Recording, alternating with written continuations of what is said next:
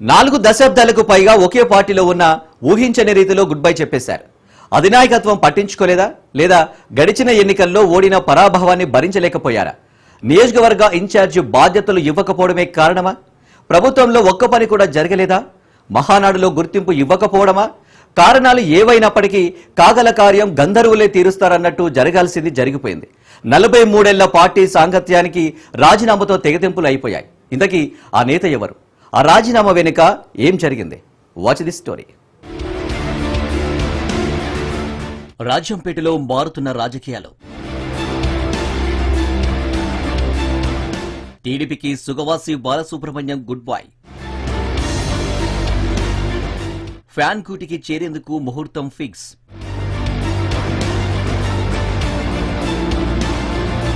ఉమ్మడి కడప జిల్లాలో సుగవాసి పాలకొండరాయుడు కుటుంబం తెలుగుదేశం పార్టీకి కరడు కట్టిన నాయకత్వం. ఆయన వారసత్వాన్ని తనయుడు సుగవాసి బాలసుబ్రహ్మణ్యం అందుకున్నారు. ఆయన ఉన్నట్టుండి కాకపోయినా దాదాపు 6 నెలల నుంచి తర్జన పడుతూ నిర్ధారించుకున్న సమయానికి రాజీనామా అయితే చేశారు. ఏకవాక్యంతో రాజీనామా లేఖను టీడీపీ జాతీయ అధ్యక్షుడు ఏపీ ముఖ్యమంత్రి నారా చంద్రబాబు నాయుడుకు పంపించారు. సీనియర్ ఎన్టీఆర్ పార్టీ స్థాపించిన తొలినాళ్ల నుంచి సుబ్రహ్మణ్యం తండ్రి పాలకొండరాయుడు టీడీపీలో ఉన్నారు. అంతకుముందే స్వతంత్ర అభ్యర్థిగా పోటీ చేసిన రాయుడు ఉమ్మడి కడప జిల్లా రాయచోటి నుంచి గెలుపొందారు. ఆ తర్వాత టీడీపీలో చేరి రాజంపేట పార్లమెంటు స్థానం నుంచి ఎంపీగా గెలుపొందారు. మొత్తం ఆయన 8 సార్లు పోటీ చేయగా 4 సార్లు ఎమ్మెల్యేగా, 1 సారి ఎంపీగా గెలుపొందారు. ఎన్టీఆర్ హయాంలో జరిగిన నాదెండ్ల సంక్షోభంలోనూ పాలకొండరాయుడు పార్టీకి వెన్నుదన్నుగా ఉన్నారు. ఆ తర్వాత చంద్రబాబు పార్టీ పగ్గాలు చేపట్టాక కూడా ఉమ్మడి కడప జిల్లాలో ఉన్న నాయకత్వంలో బలమైన ముద్ర వేసుకున్నారు పాలకొండరాయుడు. ఇదంతా గత చరిత్ర.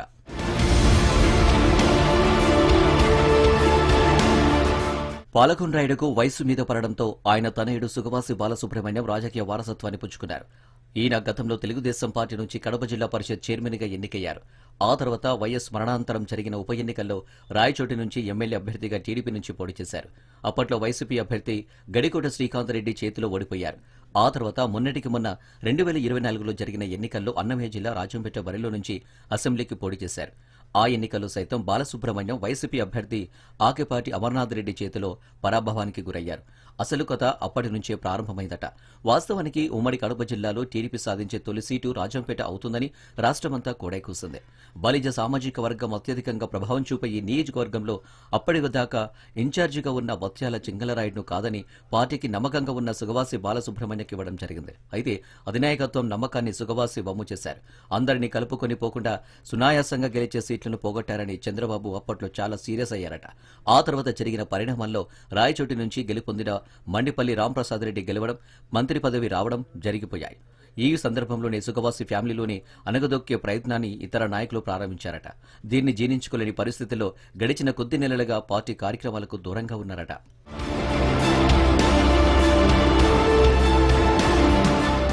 ఇటీవలే సుబ్రహ్మణ్యం తండ్రి పాలకొండరాయుడు మృతి చెందారు. పరామర్శ కోసం అధినాయకత్వం నుంచి చంద్రబాబు గాని, యువ నాయకులు లోకేష్ గాని రాలేదు. పాలకొండరాయుడు మరణాన్ని అధినాయకులు పట్టించుకోకపోవడం సుగవాసి సోదరులను హర్ట్ చేసిందట. అంతేకాదు ఇటీవల కొన్ని పనులు చేయించుకునేందుకు ప్రభుత్వ పెద్దలను ఆశ్రయిస్తే తిరస్కారం ఎదురైందట. అంతేకాదు ఒకానొక సందర్భంలో పార్టీ జాతీయ కార్యదర్శి మంత్రి నారా లోకేష్ రాయచోటి మీదుగా వస్తూ అక్కడ రింగు రోడ్డు దగ్గరకు పలువురు నేతలను పిలిపించుకుని మాట్లాడి వెళ్లిపోయారట. లోకేష్ వస్తారని, తమను పలకరిస్తారని ఆశించిన సుగవాసి కుటుంబానికి భంగపాటు ఎదురైందట. ఇన్ని కారణాల ఫలితంగానే బాలసుబ్రహ్మణ్యం మహానాడు కార్యక్రమం ఆహార కమిటీలో సభ్యుడిగా నియమించినా ఖాతరు చేయలేదట.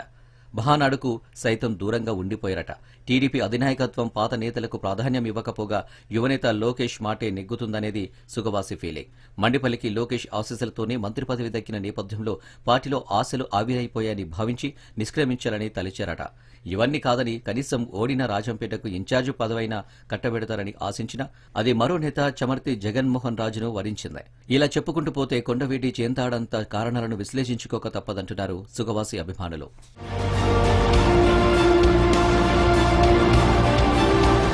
ఇవన్నీ పక్కన పెడితే సుగవాసి బాలసుబ్రహ్మణ్యం తమ్ముడు ప్రసాద్ బాబు గడిచిన మున్సిపల్ ఎన్నికల్లో బహిరంగంగా వైసీపీ కండువా మెడలో వేసుకుని ఇంటింట ప్రచారం చేశారు. ఈ అంశం టీడీపీ అధిష్టానం ఎలా మర్చిపోగలదు అనేది అసలు సీసలు టీడీపీ అభిమానుల వాదన. అప్పట్లో తండ్రి పాలకొండరాయుడు గాని, అన్న బాలసుబ్రహ్మణ్యం గాని ప్రసాద్ బాబుని ఎందుకు వారించలేకపోయారని ప్రశ్నిస్తున్నారు. అయినప్పటికీ బాలసుబ్రహ్మణ్యకు పార్టీ రాజంపేట సీట్ను ఇచ్చింది. ఇంకేం చేయాలి ఆయన కోసం అంటూ మరికొందరు వాదిస్తున్నారు. అంతేకాదు ఇప్పటికే ఉమ్మడి కడప జిల్లా వైసీపీ పెద్దల ద్వారా జగన్తో పలుమార్లు సుగవాసి సుబ్రహ్మణ్యం మాట మంతి జరిగిపోయాయట. అందుకే పక్కా ప్రణాళికతోనే బాలసుబ్రహ్మణ్యం టీడీపీకి రాజీనామా చేశారనే టాక్ వినిపిస్తుంది. రాజీనామా అంశాన్ని అభిమానుల మీదకు నెట్టేసి వాళ్ళ అభిప్రాయాలను గౌరవిస్తూ ఈ నిర్ణయం తీసుకున్నానని తేల్చేశారట. ఇది రాజీనామా వెనుక ఉన్న అసలు సిసలు కథ అని కొంతమంది గుసగుసలాడుకుంటున్నారు. ఈ నెల 15న జగన్ సమక్షంలో బాలసుబ్రహ్మణ్యం వైసీపీ తీర్థం పుచ్చుకుంటారనే ప్రచారం జోరుగా సాగుతోంది. మరి ఇప్పటికే కాకలు తీరిన యోధులున్న వైసీపీలో సుగవాసి ప్రయాణం ఎలా ఉంటుందనేది వేచి చూడాలి.